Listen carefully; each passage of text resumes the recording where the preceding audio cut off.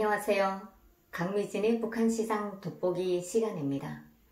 오늘 시간에는 북한 돈주에 대한 이야기를 하겠습니다. 돈주는 우리말 그대로 돈의 주인입니다. 네이버 백과사전에 북한의 돈주에 대해서 이렇게 설명이 되어 있더라고요. 제가 그대로 이야기 드린다면, 외국인을 대상으로 관광사업과 무역 등을 통해 부를 축적한 신흥 자본가다. 제조, 부동산, 고용시장 등 사회 대부분의 자본에 관여하고 있으며 주로 평양, 청진, 원산, 함흥 등에 거주하고 있는 것으로 알려져 있다. 돈주의 자본으로 북한 경제가 운영된다는 말이 있을 정도로 북한에서 돈주들의 지위는 높다. 이에 돈주들의 세력을 견제하기 위해 고위 간부들은 돈주를 간첩으로 몰아 체포하거나 정치범 수용소에 가두는 것은 물론 뇌물과 성상납까지 요구한다. 이게 네이버 지식백과에 있는 이야기인데요. 틀린 설명은 아니지만 짚고 넘어갈 부분들이 좀 있어서 북한의 돈주에 대한 설명을 다시 하도록 하겠습니다. 물론 저희 설명도 100% 정답이 아닐 수 있습니다. 다만 제가 북한에서 살았을 때 경험과 한국 생활 11년 동안 북한 시장만을 조사해온 저희 취재정보에 입각해서 드리는 설명임을 알려드리겠습니다. 북한에서의 돈주는 90년대 중반에 서비스차가 등장하면서 동시에 등장했습니다. 고난의 행군 초기여서 개인이 돈주로 등장했다기보다는 회사 자금으로 시작한 돈주들이 대부분이었습니다. 제가 살았던 양강도의 한 지역에서도 당시에 돈주로 불렸던 사람들 대부분이 회사 자금을 관리하면서 돈주로 불리기 시작했었죠. 고난의 행군이 있기 전에는 사실 일반 주민들이 개인적으로 돈을 많이 저축하고 살지 않았다고 봅니다. 왜냐하면 당시 북한은 사회주의 공급 시스템에 따라서 매달 2번씩 식량 공급을 해줬고요. 그리고 생활비는 매 월마다 노동자에 한해서 생활비를 내줬습니다. 그리고 상점들에서는 된장, 간장, 소금, 수산물 이렇게 기초식품을 또 공급해줬고요. 생필품도 상점에서 다 공급을 받아서 생활했기 때문에 돈을 굳이 저축을 하거나 그럴 필요성이 없지 않았을까. 그래서 90년대 금방 고난의 행군이 시작됐을 때는 돈주로 불릴 만한 그런 자산이 없었다고 봅니다. 당시는 하루 세끼 공급이 다 끊긴 그런 상황이기 때문에 하루 세끼 밥을 먹는 것 자체가 정말 부러움의 대상이었던 그런 시기였고요. 개인이 돈이 있어서 돈주로 된다? 이것은 상상도 못하는 일이죠.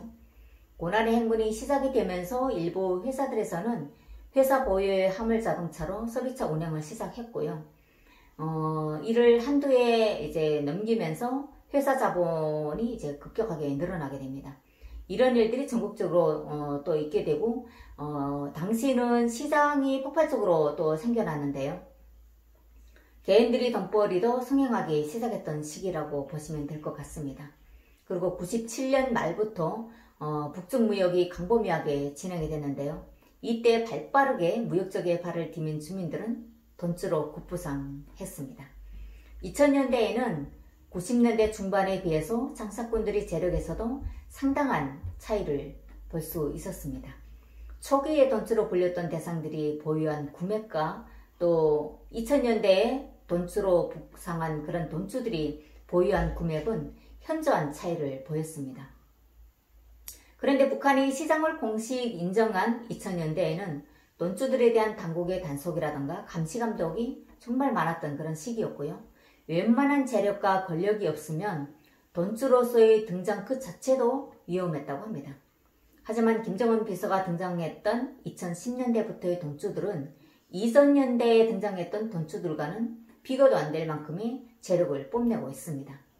2010년대의 돈주들은 화물자동차를 움직이거나 회사에 자금을 대주는 그런 차원이 아니라 아파트를 건설하거나 무역거래에서의 자금 대여를 해주는 등 자본금 영역이 상당히 커졌다고 봐야 합니다. 돈주들의 자본금 출처는 연대별로 다양한 모습을 보여오고 있는데요. 90년대 돈주들은 자신들이 속해 있는 기관이라든가 혹시 또 회사 자본으로 시작을 했다고 한다면 2000년대 돈주들은 무역을 통한 자금 획득으로 등장했죠. 당시 제 주변에도 돈주들이 꽤 있었는데요. 이들은 거주지역 주민들을 동원해서 무역에 필요한 원목을 모아들였고요.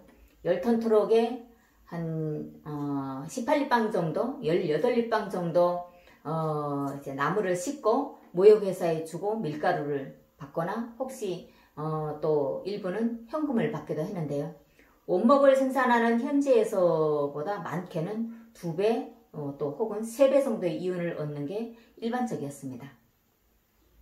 당시 저도 통나무 무역 초기에 4번 정도 이제 그 무역에 참여를 했기 때문에 어느 정도의 상황을 현재도 기억하고 있는데요.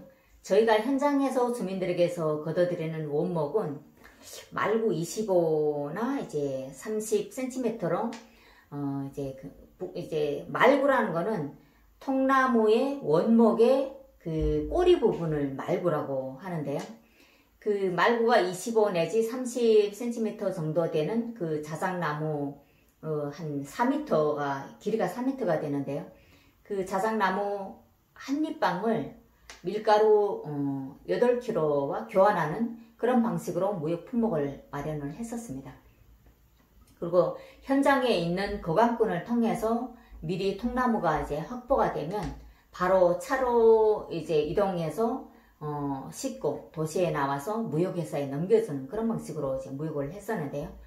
나무 이제 18립방을 실은 화물차 2대로 장사 한 번 하고 오면 장사에 저희가 참여했던 인원이 적게는 4명, 이제 좀 한 명이 더 탄다면 한 5명 정도 이제 있었는데요. 이 사람들은 이제 그 화물차 2대로 장사를 하게 되면 한 번에 사실 반년 정도의 식량을 확보할 수 있었습니다.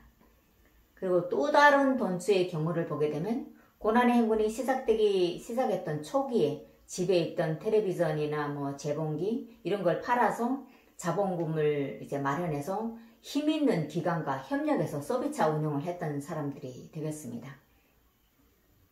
당시 서비스차 운영을 하는 것만으로도 상당한 수익을 얻을 수 있었다는 것은 그 시대를 경험했던 대부분 탈북민들도 다 아실 겁니다.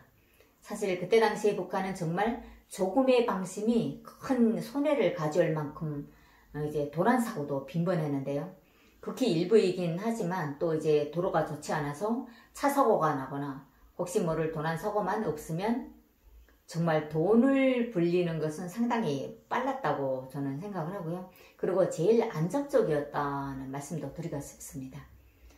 2010년대 북한의 돈주들은 이전에 비해서 좀 많아진 것으로 파악되고 있는데요. 그 중에 탈북민 가족들 속에서 돈주가 많다고 합니다. 그러니까 북한의 돈주 자체가 신흥부유층이라고 이제 표현이 되는데, 신흥부유층은 탈북민 가족들 중에 생긴 돈주가 아닐까 싶습니다. 북한의 돈주를 신흥부유층이라고 한다면 90년대 중반 이후부터 생긴 돈주를 어떻게 불러야 할까요? 네, 전 개인적으로 북한의 신흥부유층은 탈북민 가족 중에 생긴 2000년대에 벗어나서 2010년대에 생긴 그런 돈주들이라고 생각을 합니다. 그러니까 돈주들의 돈벌이 수단은 각자 어디에 투자하는가에 따라서 좀 다르기도 한데요. 돈주들은 돈을 필요로 하는 장사꾼들에게 이삿돈을 주기도 하고요. 건설기업체에 돈을 빌려줘서 건물을 확보한 후에 그 건물을 되팔아서 자본금과 이윤을 회수하는 돈주도 있습니다. 그리고 기업과 시장을 연결해서 대량의 상품을 유통하는 돈주도 있고요. 돈주의 형태는 다양합니다. 최근 탈북민 가족들 중에서 생긴 돈주들은 기업 명의를 빌린 개인 방앗간을 운영하거나 혹은 식당을 운영하는 그런 주민도 있고요. 개인 택시라든가 트럭기사로 활동하는 돈주들도 있습니다. 오늘 시간에는 북한의 돈주에 대해서 돈주의 한 부분에 대해서 잠깐 설명을 드렸습니다. 오늘도 소중한 시간 내주셔서 고맙습니다.